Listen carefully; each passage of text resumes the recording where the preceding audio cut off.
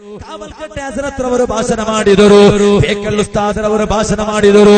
ಇದೀಗ ಅವರ ಅನ್ಯಾಡಿ ಎಂಬ ನಿಟ್ಟಿನಲ್ಲಿ ಚಿಕ್ಕಮಗಳೂರು ಜಿಲ್ಲೆಯ SSF ನ ಓರ್ವ ಸಣ್ಣ ಕಾರ್ಯಕರ್ತ ಎಂಬ ನಿಟ್ಟಿನಲ್ಲಿ ನಾನು ಎದ್ದು ನಿಂತು ನಿಮ್ಮ ಮುಂದೆ ಭಾಷಣವನ್ನು ಮಾಡುವಾಗ ಒಂದು ವಿಚಾರವನ್ನು ಕೇಳಲು ಅದಕ್ಕೆ ನೀವು ಉತ್ತರ ನೀಡಬೇಕೆಂದಿಲ್ಲ. ನಿಮ್ಮ ಮನಸ್ಸಿಗೆ ನೀವು ಉತ್ತರವನ್ನು ನೀಡಿರಿ.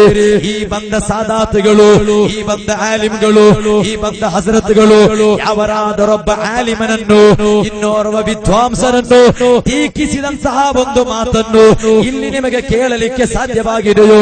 ಇನ್ನೋರ್ವ ತಂಗಳರನ್ನು, ಇನ್ನೋರ್ವ ಆಲಿಮರನ್ನು ಅಪಮಾನಿಸಿದಂತಹ ಶಬ್ದವನ್ನು ಕೇಳಲಿಕ್ಕೆ ಸಾಧ್ಯವಾಯಿತು? ಇಲ್ಲ.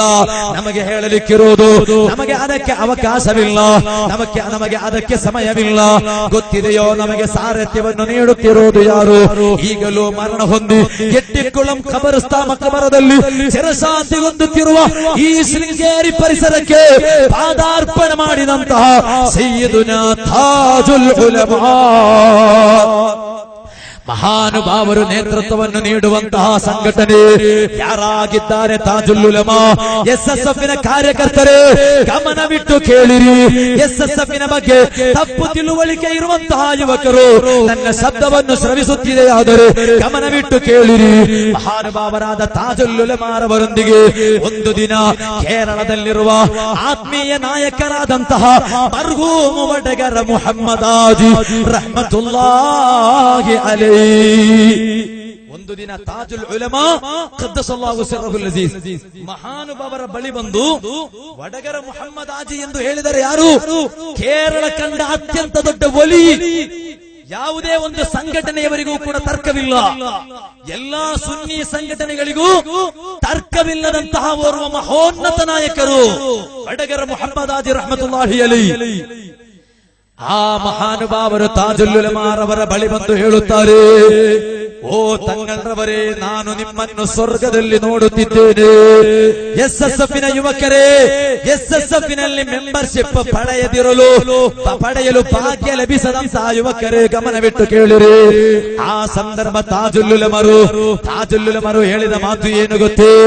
ವಡಗರ ಮುಹಮ್ಮದ್ ಹಾಜಿ, ಓ ಮಹಾನುಭಾವರೇ, ನೀವು ಹೇಳುತ್ತಿದ್ದೀರಿ ನಾನು ಸ್ವರ್ಗದಲ್ಲಿದ್ದೇನೆ ಎಂದು, ನಾನು ಸ್ವರ್ಗದಲ್ಲಿರುವುದನ್ನು ನೀವು ನೋಡಿದ್ದೀರಾ ಎಂದು ಹೇಳುತ್ತಿದ್ದೀರಿ. ಪರವಾಗಿಲ್ಲ, ನನಗೆ ಅದಕ್ಕೆ ತುಂಬಾ ಆಸೆ ಇದೆ.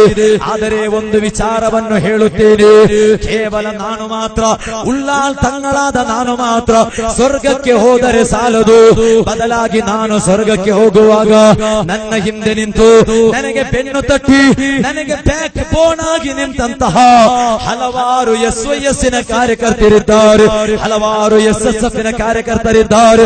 ನಾಳೆ ನಾನು ಸ್ವರ್ಗಕ್ಕೆ ಪಾದಾರ್ಪಣೆಗೈಯುವಾಗ ನನ್ನ ಹಿಂದೆ ಕ್ಯೂ ಆಗಿ ನಿಂತು SYS ನ ಕಾರ್ಯಕರ್ತರು ಸ್ವರ್ಗಕ್ಕೆ ಬರಬೇಕು, SSF ನ ಕಾರ್ಯಕರ್ತರು ಸ್ವರ್ಗಕ್ಕೆ ಬರಬೇಕು.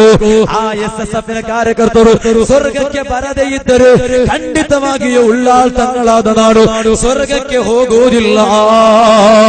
ಯುವಕರೇ, ಯುವ ಜನಾಂಗವೇ, ಇದಕ್ಕಿಂತಲೂ ದೊಡ್ಡ ಸೌಭಾಗ್ಯ ಬೇಕು. ಆದ್ದರಿಂದ ನಾನು ಹೇಳುತ್ತಿದ್ದೇನೆ, ನನ್ನ ಶಬ್ದವನ್ನು ಶ್ರವಿಸುತ್ತಿರುವ ಹಿರಿಯರೇ, ತಾಯಂದಿರೇ, ನಿಮಗೆ ಒಂದು ವಿಶ್ವಾಸ ಬೇಕು, ಒಂದು ಕಡ್ಡಾಯವಾದ ಚಿಂತೆ ಬೇಕು. ನನ್ನ ಮಗನು ಯಾವುದಾದರೊಂದು ಸಂಘಟನೆಯಲ್ಲಿ ಮೆಂಬರ್ಶಿಪ್ ಅನ್ನು ಪಡೆದರೆ ಸಾಲದು. ತಾಯಂದಿರೇ, ನೀವು ಕೇಳಿರಿ.